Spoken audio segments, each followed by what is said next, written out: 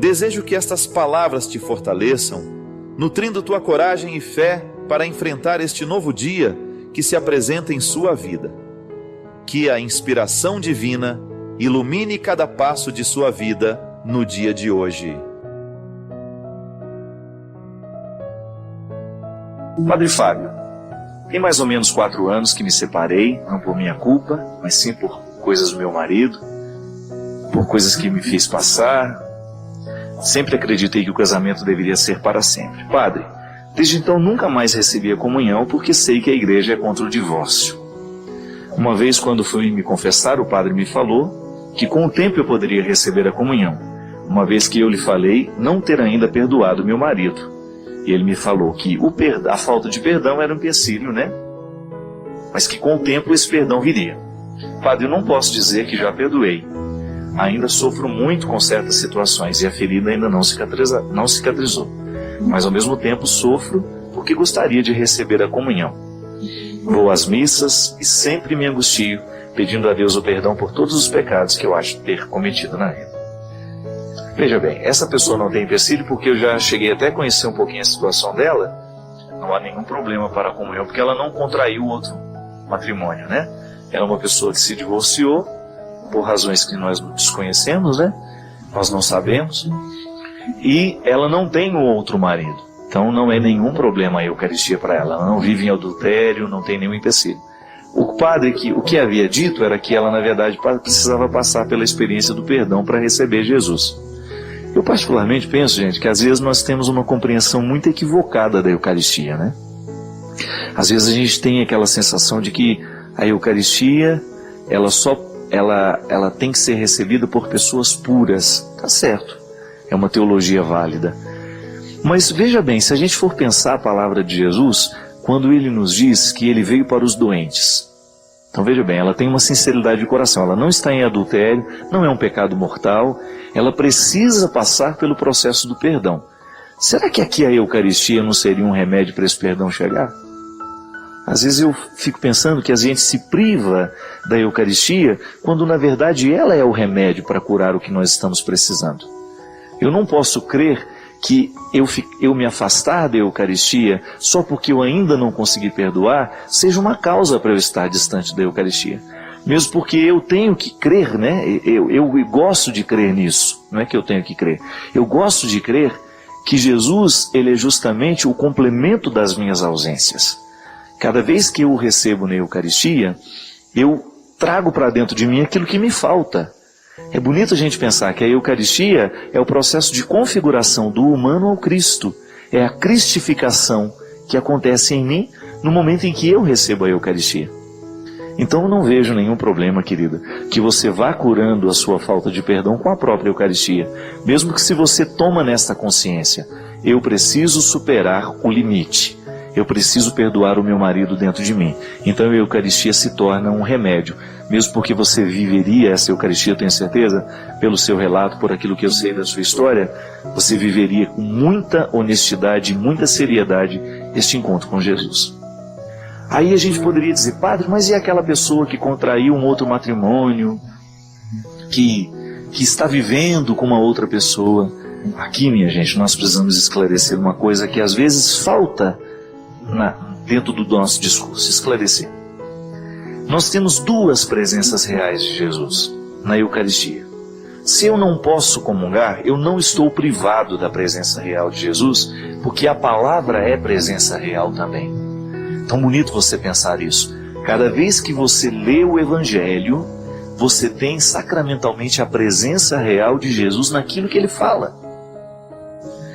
É simples você entender isso. Quando você recebe uma carta de alguém que está do outro lado do mundo, aquela pessoa não é real nas suas mãos no momento que você lê a carta? Tudo aquilo que ela lhe diz, você consegue chorar, você se emociona com as palavras que foram escritas, porque houve uma ponte, a distância foi superada. As palavras cumprem o ofício de fazer ser próximo aquele que está distante. Eu particularmente sou adepto da palavra, eu gosto da palavra. Eu acho fantástico a gente pensar que a vida pode ser diferente a partir das palavras. O mundo pode ser diferente a partir das palavras, tanto da palavra que a gente fala, quanto da palavra que a gente pensa, porque a gente sempre pensa também a partir das palavras. A presença de Jesus é real no Evangelho. É como receber uma carta que faz chegar aquele que estava distante. Então, toda vez que eu leio a vida de Jesus, eu estou diante de sua presença real. Cada vez que ela é proclamada dentro do contexto sacramental da liturgia eucarística, então eu tenho a presença real de Jesus me impactando do mesmo jeito que a Eucaristia pode nos impactar. Para muitas sensibilidades, para muitas pessoas que têm uma sensibilidade mais aguçada com a palavra, eu posso lhe dizer que às vezes é mais fácil sentir a presença real de Jesus na proclamação da palavra que até mesmo na Eucaristia. Tudo depende da sensibilidade de quem está recebendo. Então não é nenhum problema para nós. Ninguém está fora do banquete. Ninguém precisa se sentir julgado fora. Não. Só descubra que você tem um limite e que a partir desse limite você participa da outra presença real de Jesus. Só que aí você tem que ter um cuidado a mais, de no momento em que a palavra for proclamada, você faça ali a sua comunhão. Você viva o seu momento de intimidade com Jesus. Isso é muito bonito.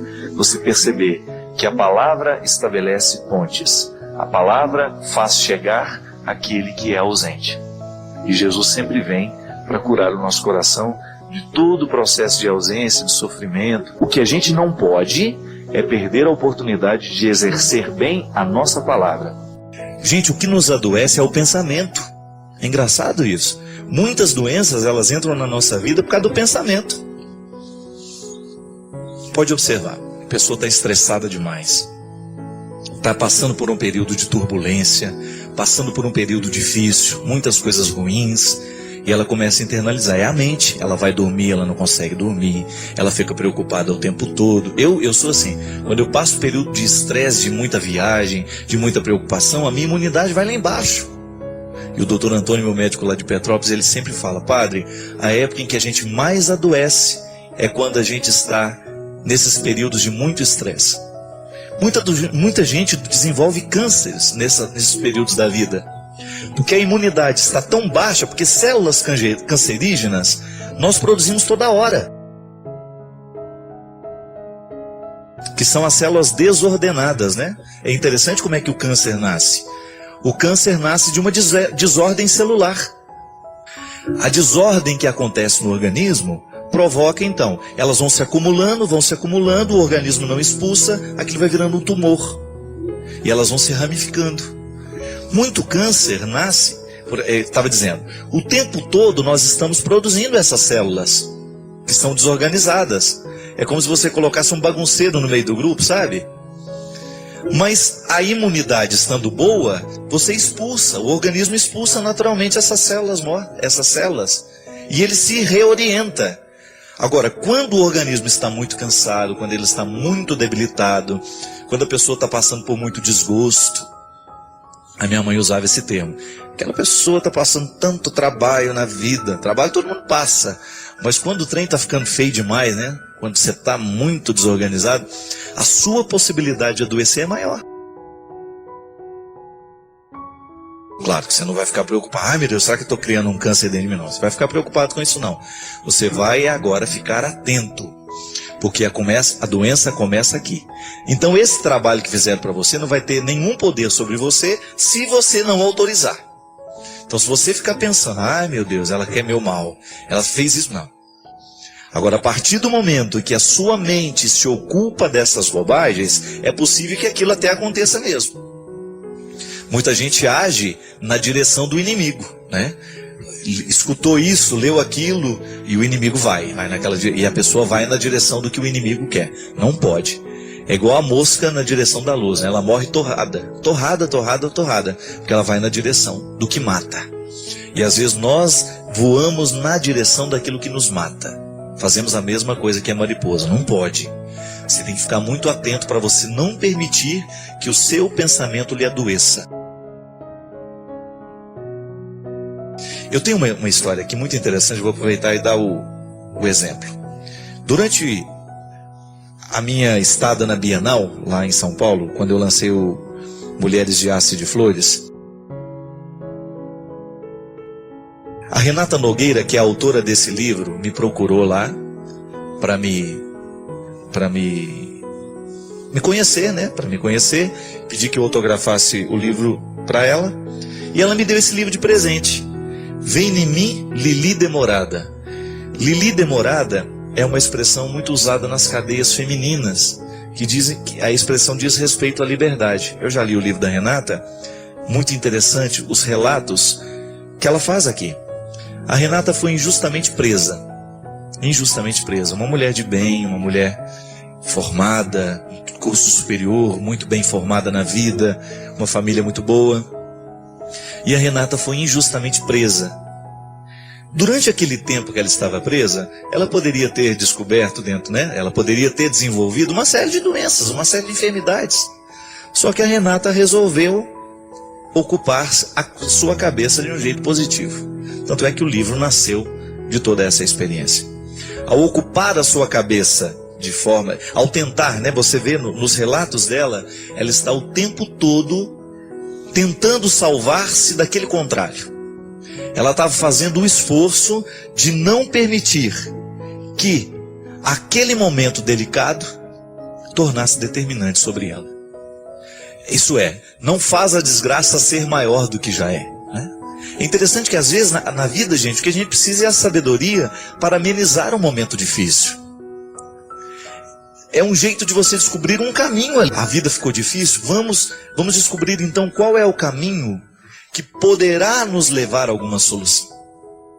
Não é que a gente vai deixar de sofrer, não é que a cadeia ficou boa, não. O que a Renata experimentou foi de descobrir um jeito de continuar viva, de permanecer viva ali naquele tempo difícil. E ela, graças a Deus, conseguiu, tanto é que está aqui, com uma obra belíssima que é um registro daquele tempo de dificuldade. É aquela velha história. O que a gente faz da vida que nos foi entregue? Eu não posso ficar agora chorando, lamentando a vida que eu não tenho. Eu tenho que trabalhar para eu, a partir daquilo que eu tenho, conseguir sobreviver. Para eu conseguir superar as minhas mazelas, as minhas dificuldades, eu não posso ficar agora, sentar nas calçadas da vida e ficar lamentando. O que faz a diferença é isso. Então nada poderá ser verdadeiramente destruidor sobre nós se a gente não autorizar então aquele poder de destruição. Então, com todo respeito aos que acreditam, eu não acredito nisso. Não acredito em macumba, não acredito em trabalho, não acredito nessas encomendas que se faz, não. Não acredito mesmo. Porque eu creio no poder libertador de Jesus e isso está acima de tudo, minha gente. A libertação que Jesus realiza na história é total. E todo aquele que se torna um aliado do Cristo está livre de tudo isso. Olha, é bonita a palavra de Jesus sobre o reinado de Pedro, né? Primado de Pedro.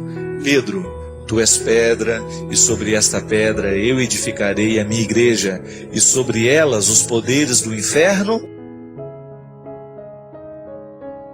não prevalecerão. Então eu tenho que fazer a minha parte para não prevalecer os poderes do inferno sobre mim. Eu tenho que fazer a minha luta todos os dias, a cada momento, a cada instante, para que os poderes do inferno não prevaleçam sobre mim. É uma luta de todo instante, de todo dia. Nós não podemos parar. O quanto que a vida te dói, eu não sei o quanto que lhe custa viver, eu não sei o quanto lhe custa ser você. Eu não sei qual é a dor que você vai levar para o travesseiro hoje. Qual é o desaforo que você está precisando digerir aí? Qual é a traição que você viveu? Qual a morte do filho que você ainda sente? O que você perdeu? Eu não sei. Eu não sei o quanto que a vida já te machucou. Quanto você já caiu. Quanto você já se esfolou. O quanto que você já foi prejudicado, o quanto que você já foi crucificado, o quanto você viu o seu sonho desmoronar. Quantos você já viu morrer? Quantos você viu partir? Eu não sei o que é que você guarda. Mas uma coisa é certa. Somos muito parecidos. Também eu coleciono uma série de fracassos. E todas as pessoas que eu encontrei pela minha vida, sobretudo as mais interessantes, colecionam fracassos. Só que não prestam atenção neles. Tem sempre um olhar voltado para o alto, que é a sabedoria que São Paulo nos pede. Volte o olhar para o alto. Oscar Wilde, um escritor inglês, muito pessimista com a vida. Muito pessimista. Mas também escreveu uma literatura extremamente aguçada, bem feita. Claro, com uma visão bastante pessimista do humano. Ele disse: estamos todos na lama. Não me lembro muito bem a frase. Estamos todos na lama. É a condição pessimista que ele tem da humanidade. A concepção pessimista da miséria humana. Mas ele completa, dando um espaço para a esperança. Estamos todos na lama, mas alguns resolveram olhar para as estrelas.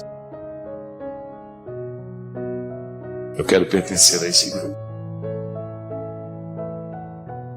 Porque eu tenho a lama da miséria humana. Mas eu não quero deixar de olhar para as estrelas. Sabe? Ter esse olhar que mira o alto. Porque se a gente for prestar atenção, minha gente, naquilo que não está dando certo, se nós formos colocar atenção demais naquilo que está danificado, a gente corre o risco de nunca mais se recuperar. Ninguém prometeu que seria diferente. Quem disse que seria um mar de rosas? Quem disse que seria fácil? Chegar à glória da ressurreição requer passar pelo Calvário. Foi com Jesus e vai ser com todos nós. Não estamos aqui propondo um masoquismo, vamos correr atrás do sofrimento, não precisa não, ele vem. Ser gente já é condição sine qua non para que o sofrimento aconteça. Então não vai precisar correr atrás dele não. Agora, na hora que ele chegar, receba-o do jeito certo. Não permita que o seu sofrimento se transforme em amargura. A amargura nos mata aos poucos, provoca até câncer em nós. Agora, faça do seu sofrimento um degrau para que você possa chegar nesse sepulcro vazio, que é o lugar de todos nós. É tão bonito o significado do sepulcro, né? É lugar dos mortos, mas já está vazio. A conexão humana continua. A conexão com a miséria continua, mas já está vazio. Significa que quando eu olho para aquele sepulcro,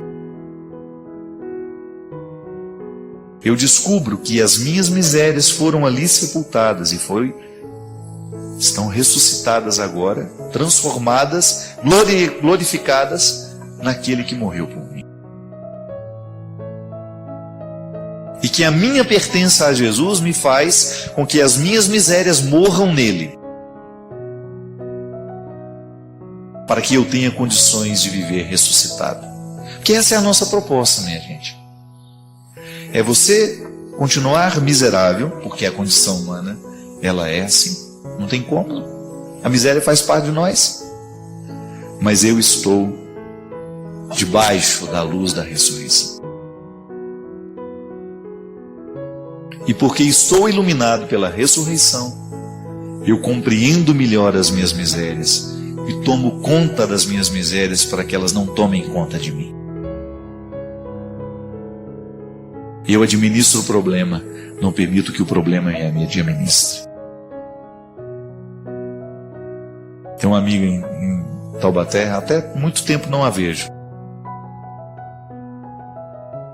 a Viviane. A Viviane tem câncer. 12, 14 anos a Viviane luta contra o câncer. Muito debilitada em alguns momentos, de repente ela melhora.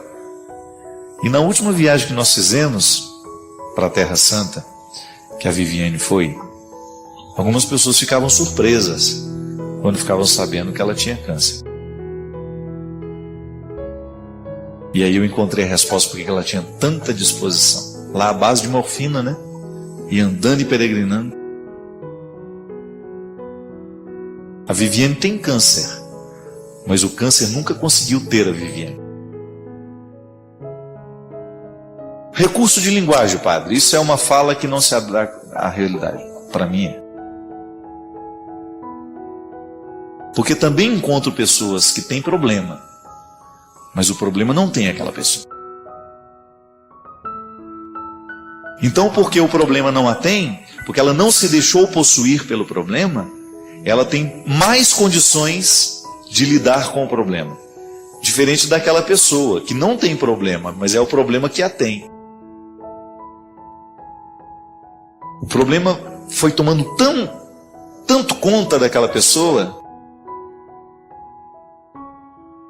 foi dominando tanto, que ela perdeu a pertença. É aquela pessoa que já está desanimada demais, que só fala dos problemas que tem, que já perdeu a esperança. Sabe, minha gente?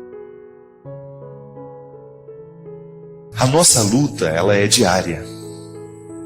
Mas ontem o que eu refleti era justamente isso. Quando eu fiz questão de celebrar a missa às 11h15, na hora que eu nasci. 11h15 da manhã. Eu nasci perto do almoço. Pronto para o almoço,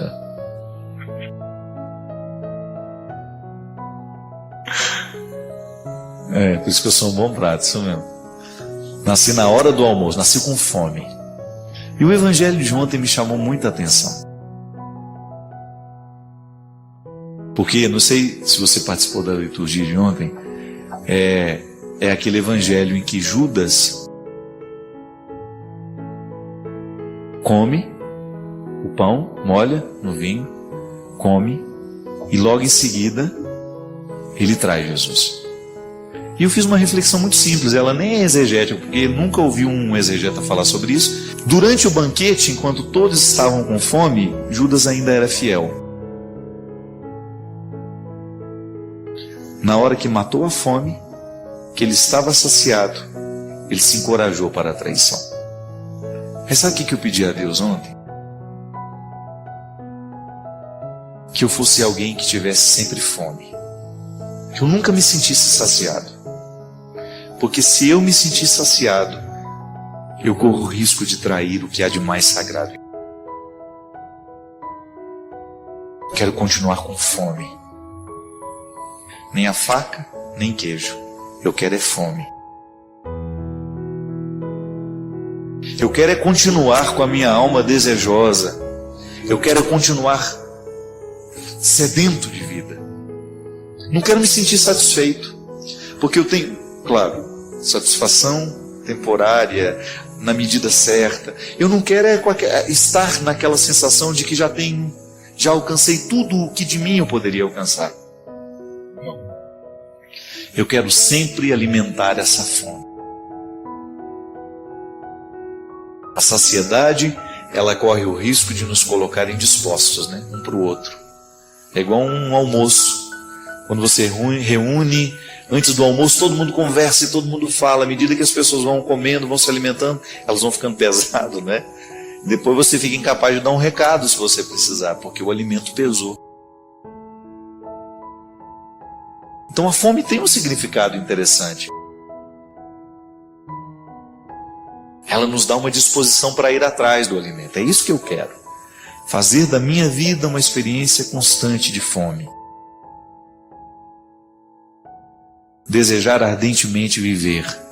E nunca sentir que a satisfação encontrada é o ponto final das minhas procuras e das minhas buscas. Alimentar a fome. Pode parecer contraditório. alimentar o nosso desejo pela vida. E quando a gente está com esse desejo de viver, ser capaz de passar pelos calvários diários para que a nossa ressurreição aconteça. Nossa comunidade é um espaço sagrado de reflexões que alimentam a fé e a conexão com Deus.